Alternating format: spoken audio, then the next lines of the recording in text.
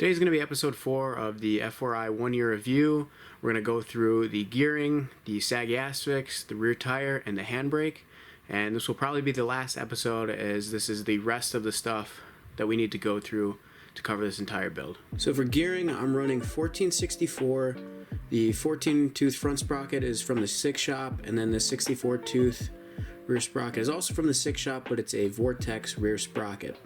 And I believe I have a 525 gold chain on here, and I like to run the clip style master link. This thing has never failed me. If you're uncertain about a clip style, if you install it right, you have no problem. I would have done a clip style on the Harley, but they don't make those for 530 chains. I have no issues running a clip style on a sport bike, even with all the aggressive riding we do. I don't think I have any concerns about it coming off, as long as you install it properly. In terms of performance, I really like this combo of gearing. 1464 has great pull in the lot. Like, I run a 4K idle, and for first gear, for circles, and everything like that, I think this combination pulls like a train. I've seen people go higher in the back and do like 70 tooth, which might be something I want to experiment down the line if I get super technical with tricks and I find I'm having a hard time with them, and maybe I talk to some other people and see what they're using. If they're using a bigger sprocket, then maybe I'll go up. But I'm really happy with this combination, taking into account that I only ride the lot for this F4i, so for streets this might be too big of a gearing ratio, most likely. I think a lot of people run 60 in the rear, but for lots, 1464 is the right choice. This is how the chain is up here. It's resting kind of on the swing arm guide, and then down low, this is how much play I have in it. The only reason I say this is because if you use the guides and the stock adjusters, it's always going to say that you need to replace your chain. That blue area is like the good area, but right now where it's at is where the right chain tension is, so just keep that in mind. It's not going to line up with the original guides because you've played with the chain size and the gearing ratio, so that stuff's all going to be off. But for gearing, this is the setup you want to run. One other thing, I have the Cox Stunt Parts finger saver. This has been riv nutted into the swing arm, and this is just a great thing to have so your fingers don't get sucked up into the sprocket and you lose a finger. So this is a real cheap and easy thing to add to your bike that adds quite a bit of safety, and I think everybody should install one of these. The next thing is the Saggy Ass Fix, and this has a lot of back and forth on the F4i forums on whether or not you need it. I put it on from the beginning, so I don't know how this bike rides in a stunt riding fashion with the stock shock link plates and that setup, because it does change the geometry of the rear end. It obviously raises the rear end a couple inches, so I actually have to tiptoe this bike, which normally I don't have to do.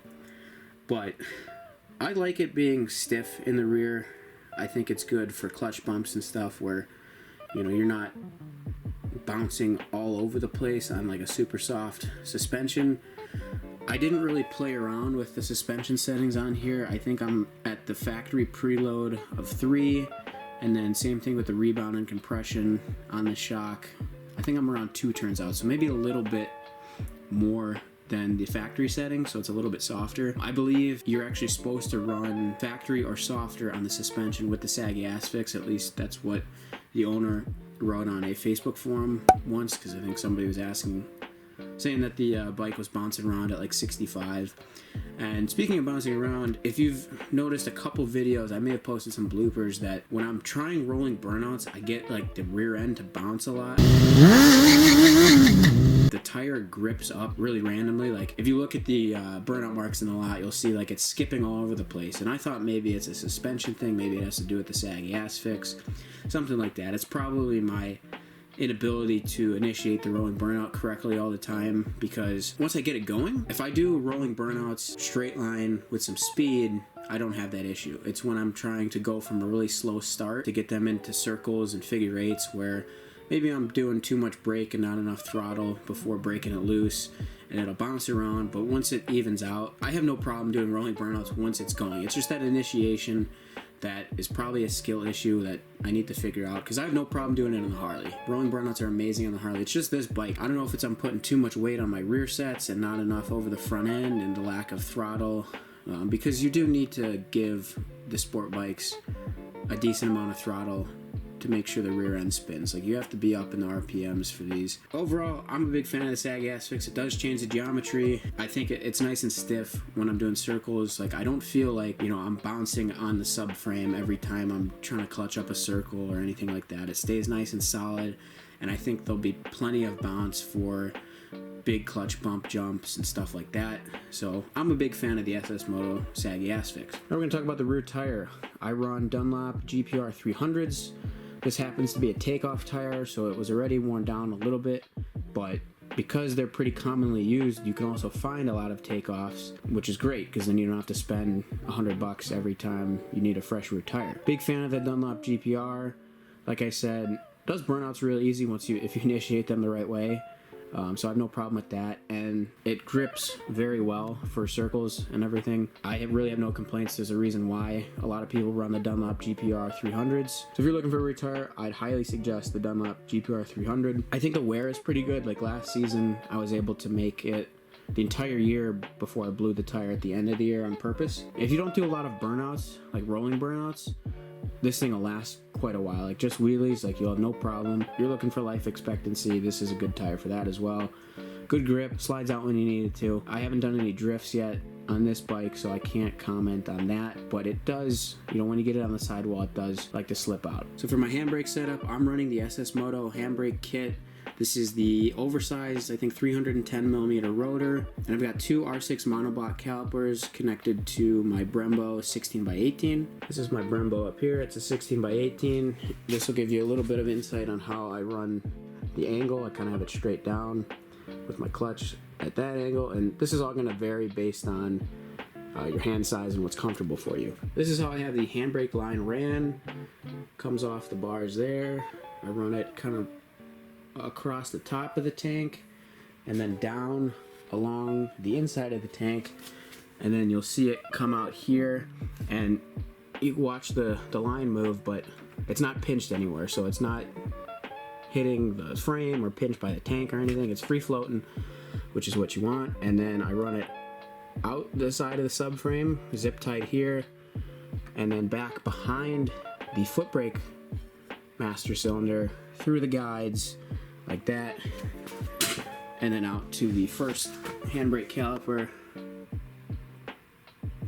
and then my jumper line down to the second one there. So in terms of performance, I really like this setup. I think the two calipers are great for lot work. It's definitely not too much brake in my opinion. I think I get a lot of good feel when I'm doing circles. You can jam it for clutch bumps. It might be too much for streets. You know, I don't ride streets on this bike at all, so I can't give you my opinion in terms of street performance. This is strictly lot performance. I have no problem with the Brembo 16x18 and two R6 monoblock calipers for lot work. Pads, I'm running OEM Yamaha pads, and all three calipers, even my foot brake is also a R6 monoblock. Pads have great life. I don't know if you can see down in there, maybe not, but doesn't eat through pads at all. I think you get a lot of braking power out of this. The one thing I will say is with this Brembo, I'm used to running a Magura on the Grom. The Magura is rock hard. Like, this thing has almost little to no play, and like there it's hard. This Brembo, on the other hand, has quite a bit of free play. There's a lot of throw before the brakes actually engage, so if that's something that concerns you, keep that in mind. The braking power is always there. It's just you're gonna have a lot of like free play in this lever before the brakes actually start going, so you kind of have to keep that in mind. And I'm not a big fan of that.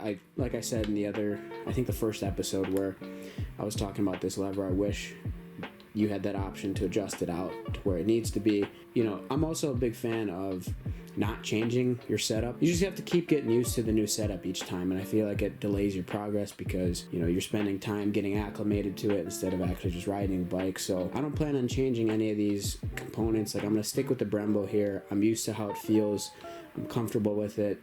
The more you ride, it does get a little softer. and I don't think it's necessarily brake fade. I think it's just a Brembo thing. So I've heard from a couple other people. I have this system bled very well. I'm running Motul 600. There's plenty of rotor to dissipate heat, and I don't drag the brake a lot. And most of the time I'm not doing straight line, I'm doing a lot of circle work. The performance is good, but the feel is definitely going to be different if you're coming off of a Grom. The Grom, I had a 13mm HC1 Magura to a P34, and like I said, that thing is, it's a rock hard lever, but you still have good feel. Like, you could squeeze the crap out of it and you wouldn't mousetrap yourself. It gave a lot of confidence having the throw be very short. This Brembo, it definitely took me a little bit longer to get used to. I didn't trust it as much until I just finally committed to doing circles, and I was like, oh, it does actually, you know, brake how it should. And so once you get the confidence, you'll be set with it. The other thing I'll talk about when bleeding a triple caliper setup like this, or a dual caliper handbrake, is in the beginning when you're running new lines, you definitely want to take off the calipers to fill the lines with fluid, and you pretty much want to have it in a straight line. So you have your brake line coming like this. I mean, it's not super straight, but you get the idea. The brake line comes like this, and you pretty much want a line like this to go along the bike. So the calipers end up being out here. I'll put them on two separate rotors. So I have like one caliper, and it kind of goes in a straight line up like that. And you pull fluid first through the farthest one, so that would be the bottom one, then through the second one, and then out the master cylinder. I tried to bleed it where I created this like U shape where the master cylinder is here, and then I brought the calipers up high, and I think air was getting trapped down in the middle here. So run it in a line like that.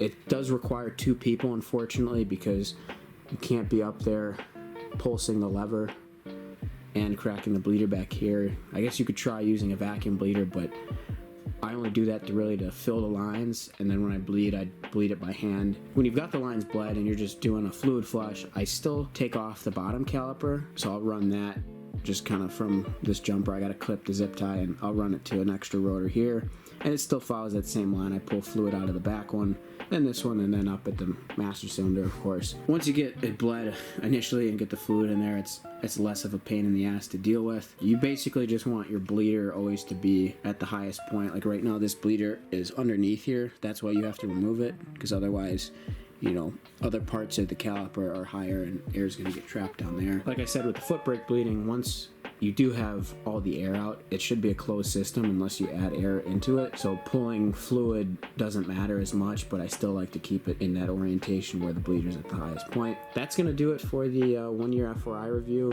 I think I've covered all the minuscule details and how parts are run and how the bike performs.